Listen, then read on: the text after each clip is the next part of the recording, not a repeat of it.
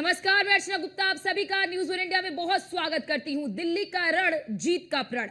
जैसे जैसे दिल्ली के रण की तारीख नजदीक आ रही है, वैसे वैसे सियासी दिग्गजों की धड़कन बढ़ने लगी है। एक तरफ जहां डोर टू डोर कैंपेन प्रत्याशी कर रहे हैं, इसके साथ ही सियासी सूरमाओं की ओर से अपने पक्ष में वोट की अपील की जा रही है। यानी बीजेपी की ओर से जहां खुद पीएम मोदी रैलियां कर रहे हैं और रैलियां कर अपने पक्ष में माहौल बनाने में लगे हुए हैं, तो वहीं दूसरी ओर जीत की गारंटी के लिए अपनी पहचान बनाने वाले योगी आदित्यनाथ दिल्ली के दंगल में कूद पड़े हैं। महाराष्ट्र और हरियाणा में शानदार जीत हासिल करने वाली बीजेपी के सामने दिल्ली को लेकर भी बड़ी चुनौती है, जहां आपके अंगद जैसे पैर को उखाड़ने के लिए सरकार और सरकार के तमाम सिपाही लगा दिए गए हैं।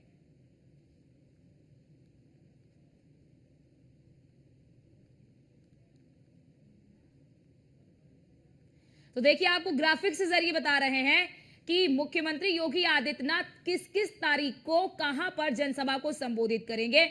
और मुख्यमंत्री योगी आदित्यनाथ कहीं ना कहीं जीत की गारंटी बन चुके, क्योंकि आपने देखा होगा कि बीजेपी के लिए जहां पर मुश्किलें ज्यादा होती हैं, वहां पर जब कमान मुख्यमंत्री योगी आदित्यनाथ संभाल लेते हैं, तो उसके बाद वहां पर बीजेपी के लिए जीत की राह आसान हो जाती है। सबसे बड़ा उदाहरण आपके सामने हरियाणा, जहां पर बीजेपी लगभग हार चुकी थी, यानी कि एक तरफ से कह लीजिए कि हार का मुंह देखना पड़ जाता बीजेपी को, लेकिन बीजेपी ने हारी हुई बाजी जीत ली और इसमें मुख्यमंत्री योगी आदित्यनाथ की अहम भूमिका रही। अब जरा देखिए, मुख्यमंत्री योगी आदित्यनाथ किस किस तारीख को कहां पर चुनावी जनसभा को संबोधित करेंगे। 28 जनवरी को मुख्यमंत्री योगी आदित्यनाथ 4 जनसभाओं को संबोधित करेंगे। 30 जनवरी को भी मुख्यमंत्री योगी आदित्यनाथ 4 जनसभाओं को संबोधित करेंगे। 30 जनवरी को आरके पुरम में जनसभा को संबोधित करेंगे। 30 जनवरी को ही राजेंद्र नगर में जनसभा को संबोधित करेंगे। ये वो सीट है जो बीजेपी के लिए काफी चुनौतीपूर्ण है। छतरपुर में जनसभा को संबोधित करते हुए नजर आएंगे 30 तारीख को, और उसके बाद 1 फरवरी को पालमपुर में जनसभा को संबोधित करेंगे। 1 फरवरी को भी 3 जनसभा को संबोधित करेंगे। 4 दिन में 14 जनसभाओं को संबोधित करते हुए नजर आएंगे मुख्यमंत्री योगी आदित्यनाथ। और आज से प्रचार की शुरुआत हो रही है, यानी कि आज से दिल्ली के रण में मुख्यमंत्री योगी आदित्यनाथ चुनावी हुंकार भरेंगे। 28 जनवरी को 4 जनसभाओं को संबोधित करेंगे, आज 3 जनसभाओं को संबोधित करेंगे, और वो भी काफी ज्यादा जो सीटें हैं जहां पर आज मुख्यमंत्री योगी आदित्यनाथ जनसभा को संबोधित करेंगे, वहां पर कुछ सीटें ऐसी हैं जो बीजेपी के लिए काफी ज्यादा चुनौतीपूर्ण है, जिसमें से एक सीट पटपड़गंज है, जो कि मनीष सिसोदिया की सीट रही है। 10 साल से लगातार वहां से विधायक चुनते रहे हैं मनीष सिसोदिया, लेकिन इस बार आम आदमी पार्टी ने इस सीट पर बदलाव किया है। इस सीट पर मनीष सिसोदिया की जगह जो अभी हाल ही में आम आदमी पार्टी के हिस्सा बने हैं अवध ओझा को यहां पर चुनावी मैदान में उतारा गया है, और जंगपुरा से मनीष सिसोदिया को चुनावी मैदान में उतारा गया। ये सीट भी बीजेपी के लिए काफी ज्यादा चुनौतीपूर्ण सीट। अब ऐसे में देखना यह होगा, क्योंकि आज मुख्यमंत्री योगी आदित्यनाथ इस सीट पर भी चुनावी जनसभा को संबोधित करते हुए नजर आएंगे। ऐसे में बीजेपी के लिए यहां पर जीत की राह कितनी आसान होती है, तो फिलहाल आने वाला वक्त ही बताएगा। लेकिन मुख्यमंत्री योगी आदित्यनाथ इस सीट पर भी आज चुनावी सभा को संबोधित करेंगे, यानी कि 23 तारीख से लेकर 1 फरवरी तक मुख्यमंत्री योगी आदित्यनाथ धुआंधार प्रचार करने वाले हैं दिल्ली में। 4 दिन में 14 रैलियां मायने रखती हैं,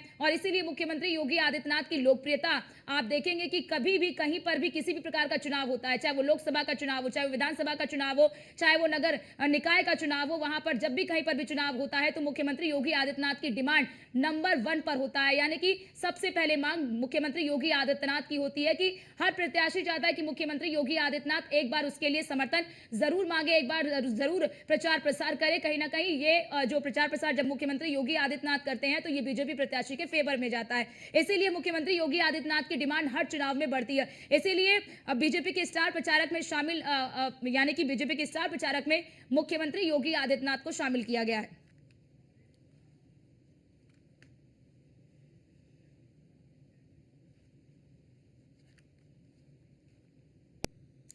और आज इसी मुद्दे पर चर्चा करने के लिए हमारे साथ खास मेहमान जुड़ चुके हैं। आपका तारुफ करा देती हूं। खेमचंद शर्मा, नेता बीजेपी के हमारे साथ जुड़ चुके हैं। अभिषेक गुप्ता, प्रवक्ता आपके हमारे साथ जुड़ चुके हैं। दीपचंद राठौर, नेता कांग्रेस के हमारे साथ जुड़ चुके हैं। और आस्था तिवारी हमारे साथ, हमारी संवाददाता कुछ देर में हमारे साथ जुड़ेंगे। आप सभी मेहमानों का बहुत स्वागत है हमारी इस खास चर्चा में। शुरुआत मैं करना चाहूंगी अभिषेक गुप्ता जी आपसे। आम आदमी पार्टी के आप प्रवक्ता हैं। अब मुख्यमंत्री योगी आदित्यनाथ चुनावी रण में उतरने वाले हैं। आज से वो चुनावी जनसभाओं को संबोधित करेंगे। क्या लग रहा है कि जिस तरह का परिणाम हमने हरियाणा में देखा, हमने महाराष्ट्र में देखा, क्या लग रहा है कि दिल्ली में भी क्या उसी तरह के परिणाम सामने आ सकते हैं? अगर योगी जी का कोई एग्जाम्पल आपको लेना है तो मुझे लगता है कि उनके अपने प्रदेश से उनका एग्जाम्पल सबसे पहले लेना चाहिए। योगी जी के होते हुए 2024 के लोकसभा चुनाव में बीजेपी के क्या हाल हुआ ये हमने सभी ने देखा है। तो योगी जी की लोकप्रियता कितनी है ये उसी से सबको पता चल जाता है कि योगी जी ने कितना वहां पर काम किया और लोग बाग कितने उनसे संतुष्ट है।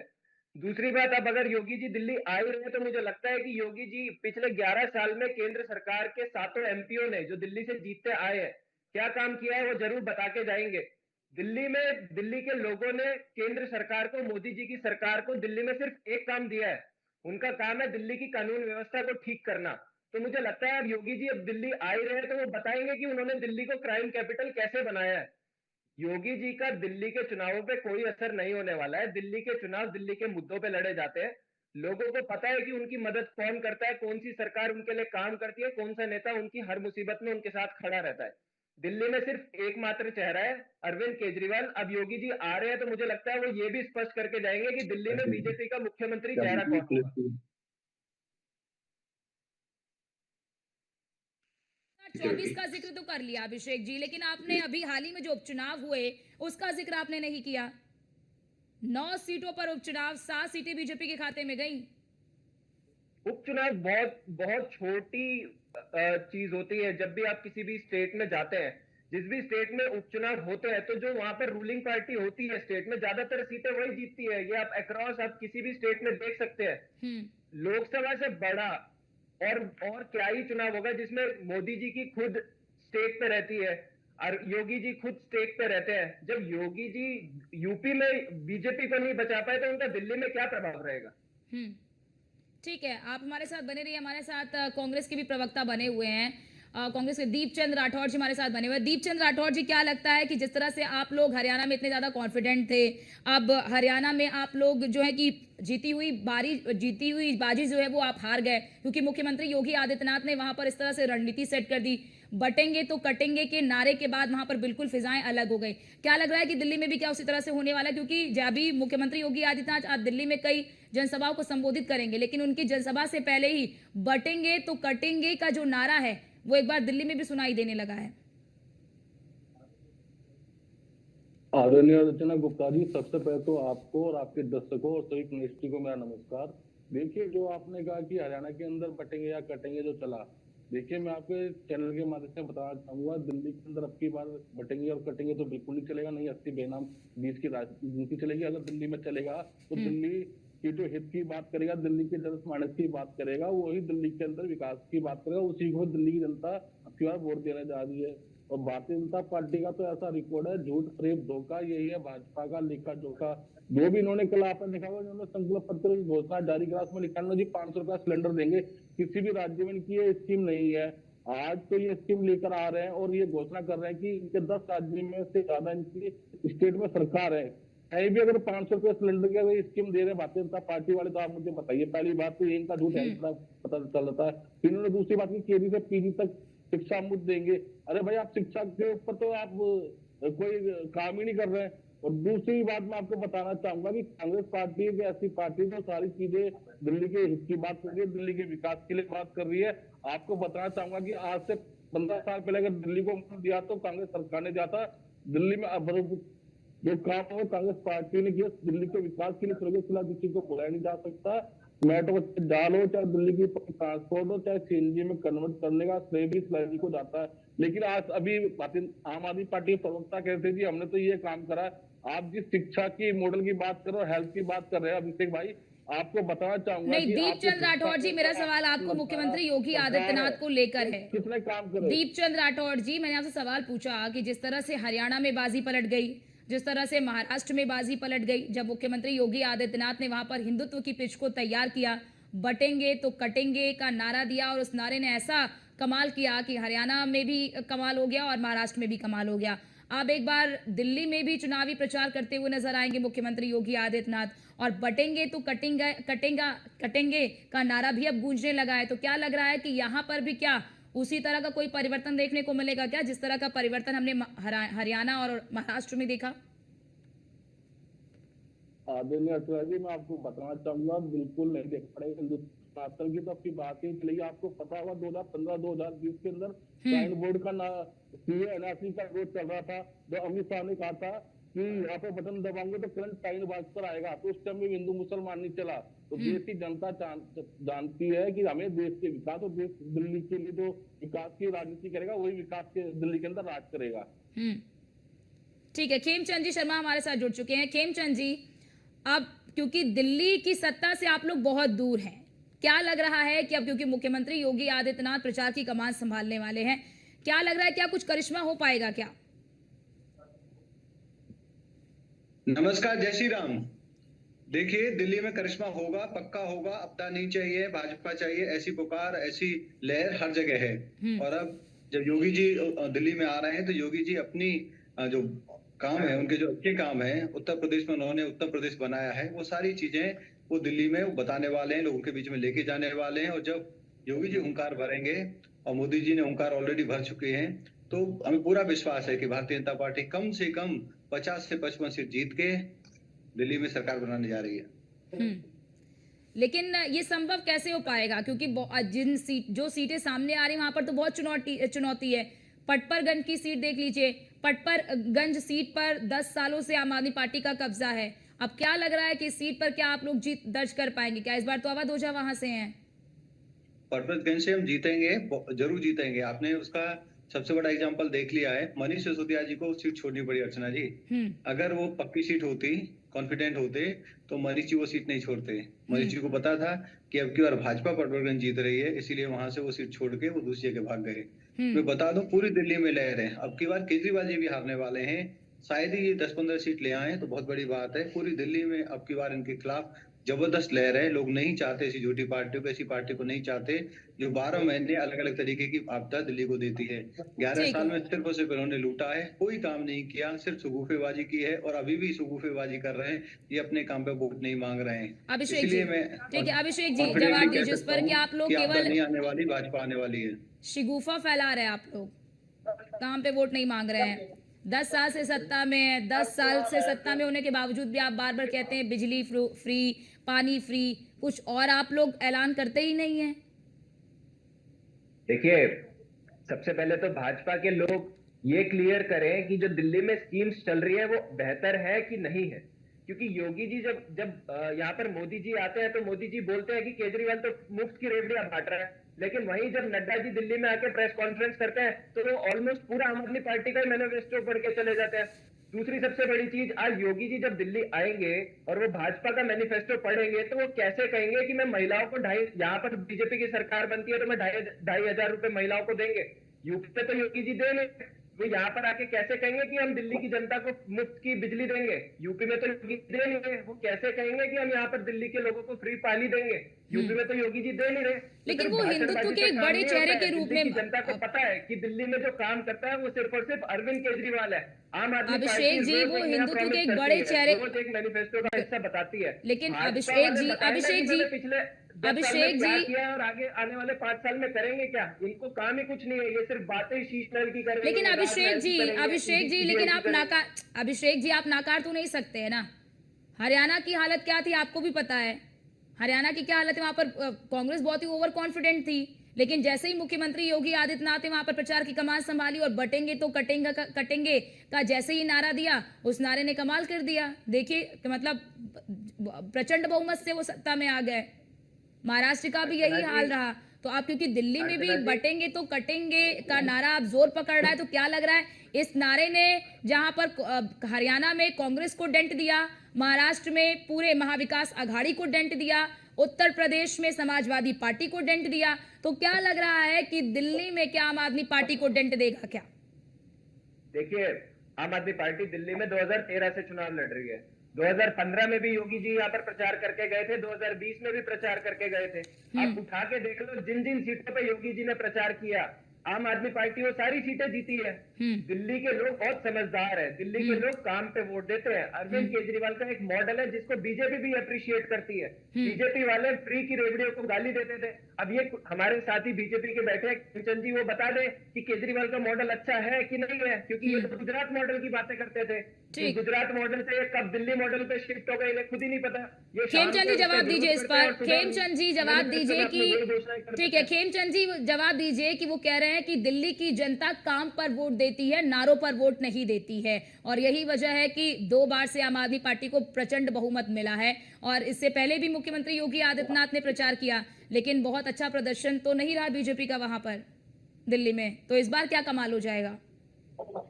देखिए, हम भी ये कह रहे हैं कि काम के आधार पर वोट देगी, काम के आधार पर वोट मांगनी चाहिए। क्या ये काम के आधार पर वोट मांगने, क्या ये कह रहे हैं कि यमुना जी साफ हो गई तो हमें वोट दो?